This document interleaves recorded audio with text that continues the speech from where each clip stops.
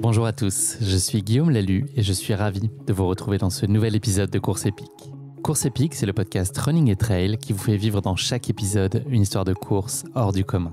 Athlète émérite, coureur confirmé ou anonyme passionné, quand la légende d'une course et la destinée d'un coureur se rencontrent, c'est dans Course Épique qu'elle se raconte.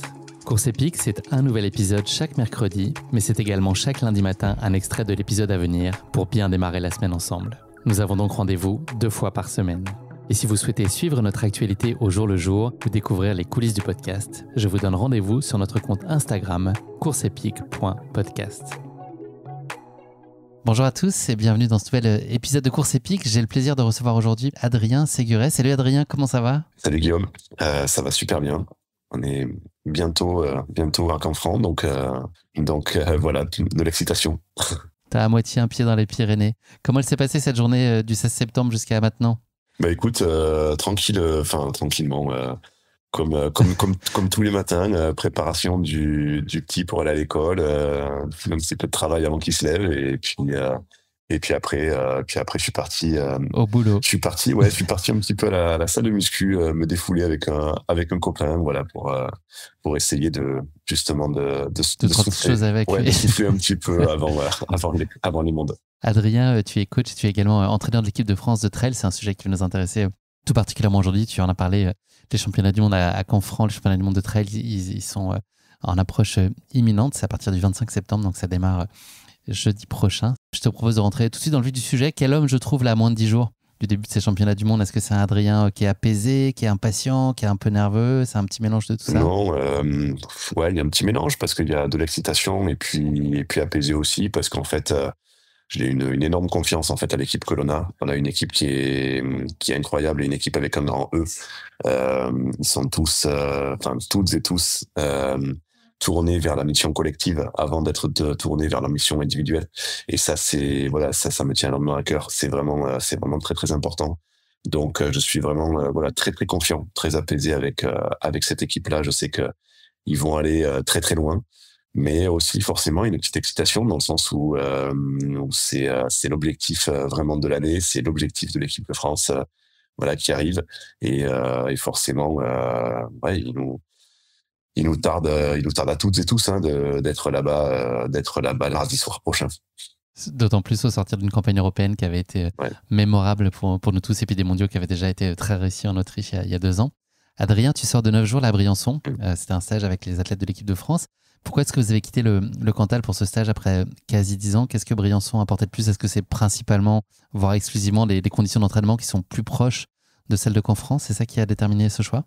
Non, c'est vrai que ça a été une histoire en fait de partenariat également. C'est vrai que le Cantal, ça faisait quand même de nombreuses années que l'on était présent là-bas.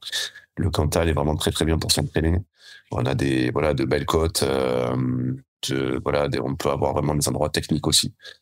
Donc qui sont intéressants au-dessus du Lioran, au-dessus de Mandaille, sur tous les puits qui sont vraiment sympas. C'est vrai qu'on avait aussi peut-être l'envie ou le besoin pour certains athlètes aussi de changer un petit peu d'aller ce sont des trailers, des gens qui aiment être en nature, en montagne, qui aiment découvrir aussi d'autres choses. Et c'est vrai qu'en fait on a ce partenariat en fait avec la ville de Briançon qui s'est ouvert à nous. Et donc on a trouvé que c'était le moment pour peut-être aller voir un petit peu dans les Alpes du Sud comment ça se passe. Si le caillou est plus gris ailleurs. C'est ça. Bon, après c'est intéressant parce qu'on a justement pour préparer Canfranc, on a un terrain justement à Briançon qui a été vraiment vraiment très intéressant. Il se rapproche un petit peu. Moi c'est vrai que c'était la première fois très honnêtement que j'allais courir là-bas et j'avais je trouvais un petit peu le mix entre les Alpes du Nord et les Pyrénées. C'est vraiment un peu un mix entre les deux. Et je trouve qu'on arrivait à se rapprocher énormément, en fait, de ce qu'on peut trouver à Canfranc. Donc, je trouve que le parcours, le terrain était idéal pour préparer Canfranc. Adrien, tu travailles avec Julien Rancon, Antonio Gallego, Laurence Vivier. Comment est-ce que vous répartissez les rôles là sur un stage comme celui-là ? Qui intervient sur quel périmètre ? À quel point c'est poreux aussi entre vous ? C'est très simple, on a chacun notre rôle en fait. C'est vrai qu'on a Julien qui a remplacé donc Olivier Legui en tant que manager des équipes de France hors stade. Donc du coup lui il s'occupe un petit peu de tout ce qui est course en montagne et trail là-dessus et il supervise un petit peu tout ça en tant que manager. Euh, donc au niveau organisationnel, management humain, tout ça. Donc il a vraiment voilà ce poste-là un petit peu de manager des équipes de France. Et, euh, et on a Laurence qui s'occupe, elle, des jeunes, donc des jeunes de la course en montagne, donc de l'équipe junior et cadet. On en a pas là sur les mondiaux, mais il y a une Coupe du Monde cadet. Donc elle s'occupe de toute la partie jeune. Antonio Gallego qui s'occupe de toute la partie course en montagne, donc course en montagne senior. Que ça soit la verticale ou la course en montagne, voilà, senior là-dessus. Et moi, où je m'occupe en fait de toute la partie trail, donc trail court et trail long hommes et femmes. Donc on a vraiment chacun voilà nos rôles là-dessus, mais par contre avec une très très bonne communication tous où voilà on essaie de beaucoup discuter un petit peu de voilà de tout ce que l'on peut avoir nous, de chacun de notre côté. Et puis forcément celui qui va faire le lien avec tout ça, c'est surtout Julien qui est là pour voilà manager un petit peu les différentes équipes. Donc on est en relation forcément avec Julien. Aujourd'hui, je peux dire vraiment quotidiennement, plus ça approche l'événement. C'était un pari de mélanger là, les trailers et les montagnards sur ce stage là pendant 3 jours. Comment est-ce que ça s'est passé concrètement? Est-ce que sur les entraînements, est-ce que c'est très différent selon les profils? Est-ce que vous avez pu mettre en commun beaucoup? Et puis au-delà de ça, j'imagine il y a l'idée de créer un lien. Mm. Peut-être que vous êtes plus en silo sur les événements en tant que tels. Donc c'est aussi une autre forme de passerelle que vous cherchez à créer. Ouais, c'était l'objectif en fait de se dire voilà, on a une équipe de France trail, on a une équipe de France course en montagne, mais en fait on a une équipe de France surtout. Et le but du jeu c'était de se dire voilà, on commence avec l'équipe de France de trail. On pouvait pas être tous en même temps tout le temps là-bas, mais par contre on a commencé avec l'équipe de France, on a fait chevaucher au milieu euh, entre la montagne et le trail pour que tout le monde soit ensemble. Et après c'est l'équipe, la course en montagne qui a terminé là-bas seul. Et donc le but du jeu était vraiment de pouvoir chacun être sur ses entraînements spécifiques. Donc là-dessus, on se posait pas trop de questions et puis on n'était pas ensemble sur les entraînements. Par contre, le but du jeu était de construire une équipe de France avec un grand E sur l'ensemble de la vie commune et de pouvoir justement avoir cette entraide que l'on cherche aussi à avoir entre chaque athlète. Hommes et femmes, course en montagne ou trail, jeunes ou plus expérimentés. Voilà, c'était voilà d'avoir un petit peu cette entraide que l'on a envie de créer à Canfranc. Donc le but du jeu était de regrouper un petit peu tout le monde. On a même fait des petits jeux un petit peu de cohésion tous ensemble pour mixer justement les âges, les disciplines. Et c'était vraiment très intéressant. Vous avez joué au Sky Joe. C'est un grand classique. C'est un classique pour certains. Ouais, il y a des gros tournois des fois. Ouais, Adrien, est-ce que tu peux nous parler de la teneur concrète de ce stage, là, peut-être des journées types? J'imagine que le programme est un peu différent, mais j'imagine qu'il y a un socle. Quel poids pour le sportif, justement, et puis pour tous les à côté? Comment est-ce que c'est globalement organisé, si tu veux un peu éclairer nos auditeurs sur le sujet? Ouais, bah alors du coup ça a été un gros stage vraiment d'entraînement où on était vraiment dans la dernière grosse ligne droite en fait d'entraînement. Donc clairement un stage qui a été très lourd en entraînement, qui a été difficile à passer pour tout le monde. Mais c'était le but du jeu aussi de le passer en groupe parce que forcément c'est beaucoup plus simple que de le passer individuellement, chacun de son côté. C'était vraiment le but de pouvoir tous être s'entraider et c'est ce qui a été vraiment incroyable, c'est que beaucoup ont passé des moments voilà qui a été des fois un petit peu plus durs que d'autres au sein d'une séance, au sein du stage pour arriver à assimiler tout ça et tous en fait ça a été vraiment une entraide permanente en fait qu'il y a eu pour pouvoir tirer tout le monde vers le haut et ça a été vraiment un très très bon stage sur ce point-là au niveau cohésion et au niveau sportif. Et c'est vrai qu'au niveau sportif, on a fait de la sortie longue, voilà, avec des sorties de 40 kilomètres en montagne, des sorties où il y a eu voilà des petits footings, des séances de musculation en salle. On a eu du coup des séances d'intensité avec 2 séances d'intensité différentes. Voilà pour pouvoir coller au maximum à la préparation de chacun et à ce qu'on va trouver à Canfranc également. Donc ça a été vraiment voilà le but du jeu de ce stage-là, de finir réellement la préparation sportive ensemble et puis après de pouvoir aussi qu'ils prennent des repères aussi avec tout le staff médical également. On avait les kinés, les podologues, médecins, donc tout le monde était suivi. Moi, c'est vrai que cette année, j'ai pris aussi une coach assistante aussi avec moi. Donc, c'est la première fois en équipe de France là, voilà que j'ai ce privilège. Donc, j'ai pris Audrey Welsbacher du coup avec moi et du coup qui m'a épaulé pour gérer l'ensemble de toute la partie sportive en fait de ce stage. Donc ça a permis aussi pour qu'Audrey connaisse bien aussi tous les athlètes, de passer des entretiens individuels avec chaque athlète. Donc ça a été intéressant. Puis on a eu sur ce stage aussi, ça a été assez dense. On a eu la venue de certains groupes de la FFA, c'est-à-dire le secteur marketing et communication, pour un petit peu rappeler un petit peu les consignes de communication, les partenariats. On a eu du coup des partenaires de la Fédé qui sont venus, comme Terex, comme le Crédit Mutuel, comme Baou, la Maïf, voilà, qui sont venus nous rencontrer, qui sont venus un peu exposer leur pourquoi de ces partenariats-là. On a eu le nutritionniste également de la fédération, Mathieu Louis, qui est venu aussi faire un petit peu des analyses d'hydratation avec nous, puis également nous parler un petit peu de certaines bases de nutrition et d'hydratation. Donc ça a été tout un écosystème ouvert en fait. Exactement. De passage et de rencontres protéiformes. Mais très très dense, ouais. Tu connais une bonne partie de l'équipe depuis très longtemps, il y a des anciens par la force des choses.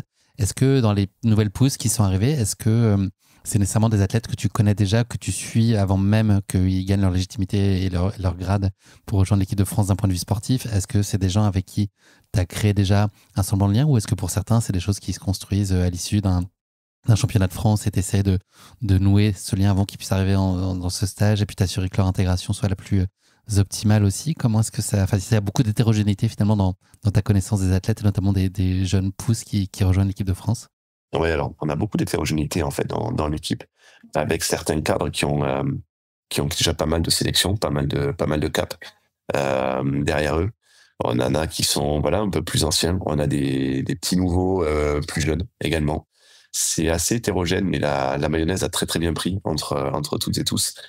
Et moi, c'est vrai que c'est un moment aussi, le stage, pour arriver à les connaître tous un peu plus. Alors forcément, bien sûr que c'est mon rôle aussi toute l'année de suivre tous les athlètes, de suivre un petit peu justement les jeunes pousses aussi qui sont en train de monter.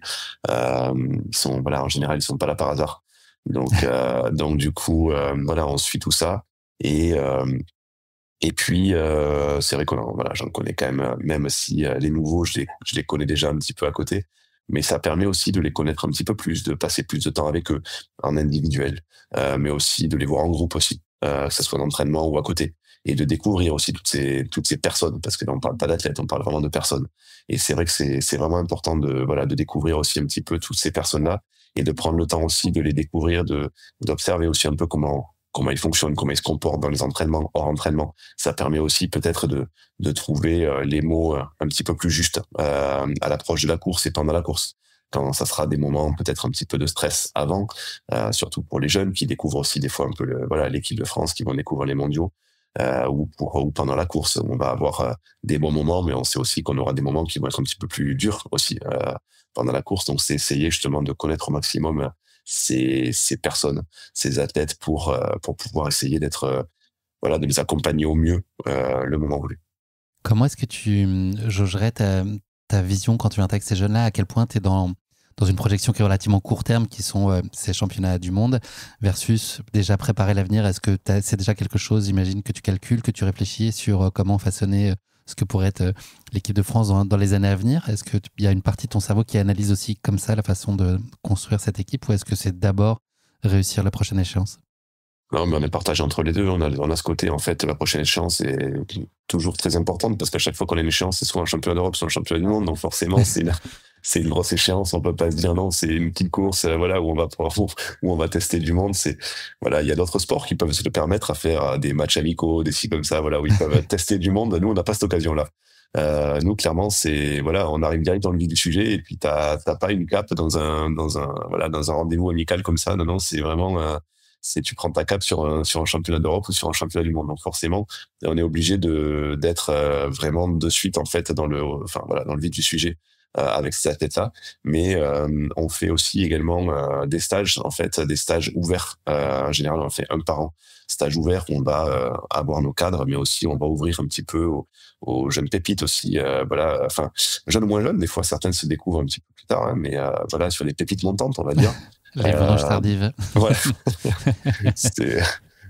On essaie de pouvoir les amener dans le groupe, de les tester un petit peu. Et c'est vrai que c'est rigolo, parce que tous les ans, sur les sélections qu'on a sur un grand championnat, on retrouve toujours des athlètes que l'on a pris en stage ouvert et qui viennent se qualifier après.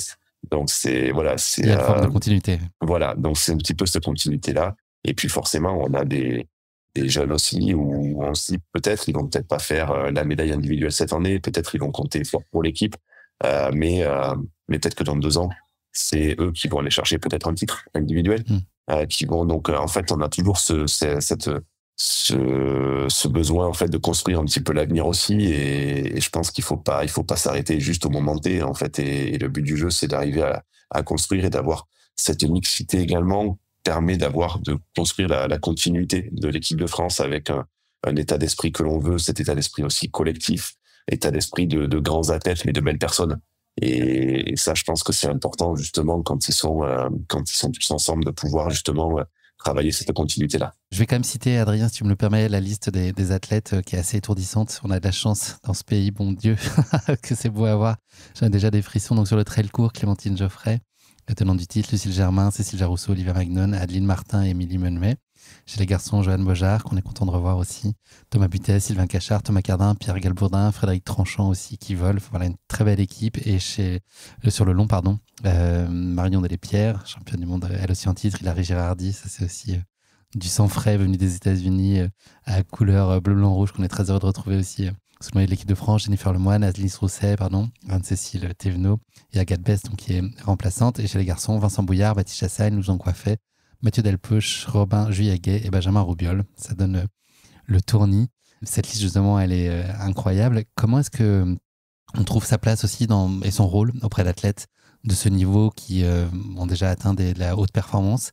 Qu'est-ce que toi, tu penses encore pouvoir leur apporter? J'imagine beaucoup de choses, mais voilà, comment tu trouves ta juste place par rapport à eux, l'encadrement qu'ils ont déjà en place et le chemin qu'ils ont parcouru? Comment est-ce que tu apportes ce supplément d'âme et cette couleur équipe de France et cet état d'esprit? C'est vrai que ce sont des athlètes qui ont, comme tu le dis, ils sont d'un niveau stratosphérique et qui ont déjà des très belles renommées internationales. Maintenant, c'est une chance que l'on a, et moi c'est vrai que je prends ça comme une chance de pouvoir justement travailler avec cette équipe de France. En fait, c'est incroyable. Voilà, toutes les nations n'ont pas cette chance-là d'avoir un vivier pareil, d'avoir des athlètes pareils, et c'est une grande chance. Maintenant, voilà, chacun ont leur cadre aussi d'entraînement personnel avec avec leur staff un peu autour, avec leur coach personnel, avec leur staff qui s'occupe d'eux, que ce soit peut-être dans la prépa mentale, dans les kinés, dans les podos, enfin tout ce qu'on peut avoir autour. De cette liste-là, j'avais aussi que je connais un peu plus parce que je les suis personnellement, par contre, donc je fais partie de leur staff au quotidien. Et là, le but du jeu, moi, quand je l'ai en stage, il n'y a pas de oui, lui, je m'occupe de lui personnellement et lui, non, c'est pas du tout ça. En fait, là, ils sont tous pareils, c'est tous des athlètes de l'équipe de France. Et le but du jeu, pour moi, c'est de leur apporter un petit peu cette, déjà dans les derniers préparatifs, d'essayer de mettre un petit peu, je veux dire ma petite touche en fait à la fin sur les derniers préparatifs quand on prépare au niveau sportif en stage. Mais c'est aussi les mettre dans les meilleures conditions pour performer. Et c'est surtout ça, parce que c'est pas moi qui vais changer, pour ceux que je ne suis pas personnellement, c'est pas moi qui vais changer leur entraînement. Ils ont de très très bons coachs, ils ont de très très bons staff. Et c'est pas moi qui vais changer en fait toute leur manière de s'entraîner et de performer, loin de là. Et ça, je fais confiance à leur entourage. Mais c'est d'essayer justement de trouver peut-être les derniers petits leviers qui vont faire que ce jour-là, ils vont se sublimer. Ils sont déjà très très bons, mais ils vont vraiment aller se sublimer ce jour-là pour l'équipe, pour un maillot, pour une cause qui va devenir ultra importante pour eux. C'est ce moment-là en fait, je pense, et c'est là où je vais essayer d'actionner le petit levier que je peux actionner encore, parce qu'ils ont déjà fait quasiment tout le travail. Mais c'est d'essayer justement de faire prendre un petit peu la mayonnaise. Et quand je dis je c'est vraiment avec toute l'équipe, hein, parce que Julien fait un gros travail, Julien Rancon fait un gros travail là-dessus aussi, et c'est avec toute l'équipe et tout le staff que l'on a dans l'équipe, mais où on va essayer de trouver vraiment ces éléments-là qui vont faire que ce jour-là, cet athlète sera dans un grand jour. C'est là où c'est toujours difficile, hein, mais d'être toujours Là, L'alchimie. voilà, d'avoir tous ces athlètes que tu viens de citer dans un grand jour, le jour J, c'est très très compliqué, mais c'est ce que l'on essaye de faire. Justement, où est-ce qu'ils en sont, ces athlètes, physiquement, aujourd'hui? Comment est-ce que tu t'assures qu'ils seront à 100% le jour J? Est-ce que l'idée, c'est qu'ils soient justement pas à 100% tout à fait au moment du stage, mais plutôt à 95%? Comment est-ce que tu peux avoir le maximum de garde-fous sur leur état de forme et leur pic au bon moment? C'est sûr que de toute façon, quand on veut des athlètes de ce niveau-là à 100% le jour J, on joue sur un fil. On joue vraiment sur un fil et c'est vrai que ça soit eux à l'entraînement perso, quand ils préparent vraiment l'épreuve, ils sont vraiment sur un fil en permanence et on essaie d'être à l'écoute et d'avoir l'œil, en fait, quand ils arrivent, savoir un petit peu où ils en sont. Est-ce qu'ils sont fatigués? Qu'est-ce que je peux leur demander pendant le stage? C'est vraiment essayer, voilà, à un moment donné, il faut pas hésiter aussi à couper une séance pour quelqu'un, à dire non, stop, on arrête là et on continue pas. C'est d'essayer justement voilà, d'aller jusqu'à la limite pour qu'il soit à 100% le jour J, mais de jamais franchir, en fait, cette limite-là. Donc, on essaie voilà, de pousser tous les curseurs, de les pousser au maximum pendant le stage, jusqu'à ce qu'on voit que ça va passer, voilà, du côté Proche à la obscur. ligne. Voilà. Donc, il faut vraiment faire attention à ça. Donc, c'est vraiment être à l'écoute et d'avoir l'œil. On essaye de faire, on a une réunion tous les jours, tous les soirs, avec le staff médical également, pour faire un point sur chaque athlète. On fait un point sur chaque athlète tous les soirs, pour voilà, être sûr de où ils en sont, comment, est-ce qu'il y a un petit pépin, est-ce qu'il faut faire attention, est-ce qu'on peut en mettre un petit peu plus parce que quelqu'un, voilà, revient d'un moment un peu plus fragile, peut-être pendant 2-3 jours. C'est donc tout ça, en fait, c'est un travail d'équipe. Et c'est pas du tout, voilà, moi qui vais lever ces leviers-là, c'est ensemble, en fait, où on va communiquer au maximum avec tout le staff, pour pouvoir justement trouver trouver le bon levier et jamais franchir cette ligne. Là, à l'approche de la compétition, j'imagine, il y a nécessairement des incertitudes, des derniers réglages, des choses qui sont pas totalement anticipables sur leur état de forme le jour J. L'incertain fait aussi partie de cette phase-là, ou est-ce que tu as beaucoup de certitudes et de convictions sur l'état général de l'équipe? Non, non, non, forcément, j'aimerais avoir que des certitudes, mais non, non, on est toujours jusqu'au dernier moment, hein. C'est, voilà, on aimerait savoir tous les matins, d'avoir un petit message pour savoir s'ils ont bien dormi, s'ils ont pu récupérer, comment ils sont. Voilà, c'est parce qu'on sait que quand tu es sur le fil, tous les petits détails comptent, en fait, et il faut récupérer tout ça, donc c'est vrai que, voilà, on espère que ces derniers moments soient bien gérés. Sur tous ces derniers moments, avant qu'on se retrouve à Canfranc, là, ils sont tous aussi chez eux. C'est important qu'ils aient du temps pour se ressourcer, qu'ils aient du temps en famille. C'est la performance, c'est l'équilibre. Sans équilibre, il n'y a pas de performance. Et forcément, il faut qu'ils aient ces moments, en fait, justement, où ils peuvent aller se ressourcer au maximum, en fait, avec leurs proches. Mais donc ça veut dire que voilà, on leur fait confiance. De toute façon, ils sont autonomes. C'est des grands athlètes. S'ils sont arrivés là, c'est pas par hasard. Donc on essaye de croiser les doigts pour que tout se passe bien. Après, hier encore, j'ai envoyé un petit message là, sur le WhatsApp du groupe. Alors voilà, leur envoyer des petits trucs, style n'oubliez pas de prendre votre oreiller pour optimiser le sommeil dans l'hôtel là-bas, que ça soit le même sommeil qu'à la maison, que ça soit, c'est des petits, voilà, plein de petits tips où on essaye de faire, de faire attention à tous les détails pour que le jour J, ça soit à 100% et pas à 95%. Tu as eu l'occasion d'aller reconnaître le parcours là au mois d'août. Est-ce que tu peux nous parler de ce joli programme? Parce qu'à la fois sur le court et sur le long, ça m'a l'air bien compliqué cette affaire. C'est quoi ton sentiment, toi qui l'as éprouvé? Moi déjà, ce qui me fait plaisir, c'est qu'il plaît à beaucoup d'athlètes de l'équipe. Donc ça me fait, voilà, ça c'est vraiment important parce qu'en général, quand un athlète a envie de courir sur un parcours, qui se régale sur ce parcours-là, déjà on a mis déjà une bonne option en fait sur la performance. Donc c'est très très intéressant. C'est un parcours qui est beaucoup, enfin très sauvage, qui est beaucoup plus sauvage que l'on peut retrouver des fois où on a beaucoup d'athlètes qui sont dans les Alpes du Nord et des fois où on va être voilà sur un peu plus de monde sur les sentiers, des sentiers un peu plus ouverts et tout ça. Là c'est des beaucoup plus petits sentiers, beaucoup plus sauvages, des sentiers qui sont ouverts juste par le bétail, mais ou des fois pas de sentier. On a des longues portions sans sentier. Donc des portions qui peuvent être qui peuvent être très sauvages, qui se courent un petit peu différemment. Donc c'était des questions que se sont posées beaucoup les athlètes pendant la reconnaissance. Est-ce que là il faut courir? Est-ce qu'il faut marcher? Qu'est-ce que t'en penses? Est-ce que du coup là il faut prendre des bâtons? Mais est-ce que ça sert vraiment à quelque chose de les prendre? Parce que là ça encombre un peu plus qu'autre chose. Enfin plein de questions.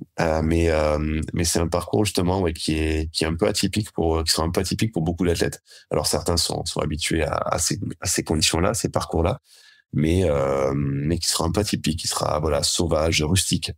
Et je pense que voilà peut-être le mot rustique correspond bien à ce parcours-là. Il faudra des athlètes très forts, très très forts on n'aura pas besoin d'avoir des grosses vitesses à plat, mais par contre très forts en montée, des très très très gros descendeurs. Il faudra des très très gros descendeurs et des athlètes rustiques.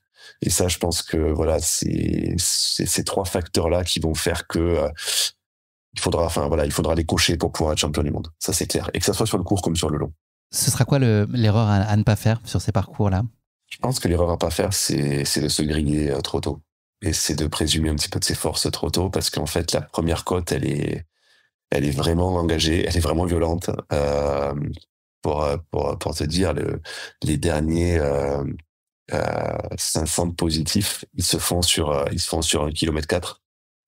Donc c'est à leur sentier dans les cailloux tout droit. Non, ça monte très très fort. Donc je pense que l'erreur à pas faire, c'est de vouloir absolument accrocher le bon wagon qui sera peut-être pas le bon wagon en fait dans la première côte, et de savoir être malin, de savoir se placer, mais de ne pas l'idée d'entrer. Adrien, j'imagine que l'objectif ne peut être que de rester la meilleure nation au monde. Est-ce que tu achètes un palmarès aussi avec moins de médailles? C'est la performance globale liée. Est-ce qu'aujourd'hui ton raisonnement c'est des titres, des places individuelles, places collectives, ou est-ce que c'est globalement un niveau et quand même des résultats qui sont là, mais est-ce que concrètement tu te dis il nous faut X titres individuels, collectifs, ou est-ce que c'est une performance générale que tu attends?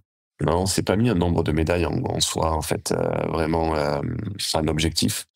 Pour moi, j'ai toujours un petit rêve quand j'arrive sur un mondial, un rêve que j'ai pu réaliser à Innsbruck grâce justement à cette équipe qui était incroyable et à ces athlètes. C'était que tous les athlètes rentrent avec une médaille. Et ça, c'était un petit rêve là-dessus. Ça veut dire que toutes les équipes, donc hommes et femmes sur le court et hommes et femmes sur le long, sont sur la boîte en fait, sont sur le podium. Et ça, je pense que c'est mon principal objectif. Je sais très bien que si on a tous les athlètes qui sont sur les podiums équipes, ça veut dire qu'obligatoirement il y aura des athlètes bien placés au niveau individuel. Maintenant, on sait aussi que d'année en année, la concurrence augmente. Et c'est vrai que là, quand on voit la start list des championnats du monde, waouh, moi je vais pas dire elle fait peur, je veux dire elle est excitante en fait. Mais c'est vrai. Comment tu expliques ça, le regain d'intérêt qui s'élargit en tout cas sur ces mondiaux? Qu'est-ce qui peut faire que ça redevient au cœur des calendriers des athlètes de très très haut niveau? Ouais, je pense qu'il y a de plus en plus, alors il y a de plus en plus de médiatisation, il y a de plus en plus aussi d'athlètes qui prennent la valeur des choses aussi, d'un maillot national, de porter le maillot national et d'un titre de champion du monde. N'importe quelle course, il y a plein de grands circuits, il y a plein de grandes courses qui se passent dans le milieu du trail. Mais un athlète, même le jour où il aura 70 ans, je sais pas, sûrement que l'UTMB existera toujours, sûrement que les Templiers existeront toujours, sûrement que toutes les courses, peut-être. En tout cas, un titre champion du monde, ça sera toujours un titre champion du monde. Et ça, on vous l'enlèvera à personne, en fait. Et je trouve que c'est un titre, en fait, quand un athlète a les moyens d'aller le chercher, qui est incroyable à aller chercher. C'est quelque chose qui résonne à tout le monde, à toutes les nations, à toutes les disciplines, même à des gens qui ne pratiquent pas le sport, en fait. De dire, je suis en équipe nationale et je fais un championnat du monde, ça résonne partout. C'est une fierté, et ça doit être une fierté. Donc, et je pense que ça prend de plus en plus, d'ampleur à ce niveau-là. Et forcément, si ça prend d'ampleur à ce niveau-là, ça pousse plus de médiatisation. Si ça pousse plus de médiatisation, ça pousse aussi plus d'athlètes à y être. Et forcément, c'est un cercle performance. Clairement. Et peut-être il y a aussi la variété pour des athlètes qui ont déjà gagné des UTMB, des Western, des Diag, je pense à Jim Wamsley, Katie Schide, etc., de venir sur ces compétitions-là. Ça apporte aussi, j'imagine, une forme de fraîcheur mentale aussi, avec d'autres enjeux. C'est d'autres enjeux, puis c'est d'étoffer aussi leur palmarès. C'est vrai que une Katie qui a gagné par exemple les quatre monuments de l'Ultra Trail, qu'est-ce qui lui reste à gagner? C'est vrai que pour elle, en fait, un titre complète son CV, et là, il reste plus grand-chose après à mettre dessus. Voilà, je trouve que c'est des bons challenges aussi pour ces athlètes-là qui sont les meilleurs athlètes mondiaux et qui viennent se challenger sur un championnat du monde, porter un autre maillot et porter fier et haut les couleurs de leur pays. Donc je trouve que c'est intéressant. Avant-dernière question pour toi, Adrien. Qu'est-ce qui est le plus difficile? C'est de devenir la meilleure nation du monde ou c'est de le rester? J'aimerais pas qu'on me la pose. Ouais. C'est très difficile de l'être et c'est encore plus dur de confirmer. Ouais. Parce qu'en plus on est attendu et forcément ça rajoute une pression et on va être aussi un petit peu l'équipe à abattre un petit peu aussi, donc forcément on aura pas mal de monde sur le porte-bagages, je pense. Dernière question pour toi, les clés de l'alchimie, ce qui pourrait faire la petite différence. On sait que ça va se jouer à rien. C'est ce E majuscule que tu cherches à construire autour de l'équipe. C'est le majuscule, c'est le collectif en fait. C'est le collectif et je pense que tous les athlètes qui se présentent sur un championnat du monde à un moment donné de la course seront tous dans ce moment qui va être dur, où il va falloir passer un petit peu aller chercher justement cette force un petit peu supplémentaire qui est très difficile à trouver. Et ce collectif, les copines, les copains, en fait, le faire pour eux, c'est ce qui va sûrement faire passer en fait justement ce petit cap, ce petit plus qui va, je l'espère, permettre de belles médailles. J'ai en tête la course de Baptiste Chassagne en Autriche où c'était clairement le collectif qui l'avait porté. Je crois qu'il avait terminé 15e, mais que derrière tout ça, il y avait eu une médaille d'or pour l'équipe. Exactement. Mais bon, chacun a la même envie et pense collectif dans l'équipe, j'en suis convaincu. Merci beaucoup, Adrien. Je pense que tu as des valises quasiment bientôt à préparer. Exactement. Je te donne rendez-vous à Canfranc puisque j'aurai le plaisir d'y être. On sera de tout cœur avec vous, vous le savez. On va vibrer très fort avec toute l'équipe. Bravo pour tout ce que vous avez entrepris. Puis on vous souhaite le meilleur et on sera vraiment pas loin pour vous soutenir et vous encourager. Merci beaucoup, Guillaume. On se retrouve à Canfranc. Et puis, à toutes les auditrices et auditeurs, n'hésitez pas à venir nombreux à supporter les Bleus à Canfranc. Et on a fêté les victoires autour de ta passe. Exactement, avec grand plaisir. Salut Adrien, merci pour ton temps. Merci beaucoup. Bye bye. Bye. Merci d'avoir écouté cet épisode. Si vous l'avez écouté jusqu'ici, c'est qu'il vous a probablement plu. Alors n'hésitez pas à noter le podcast et rédiger un avis sur votre plateforme d'écoute favorite. C'est essentiel pour soutenir ce travail indépendant. Cela ne vous prendra que quelques secondes et ça change beaucoup de choses pour le podcast.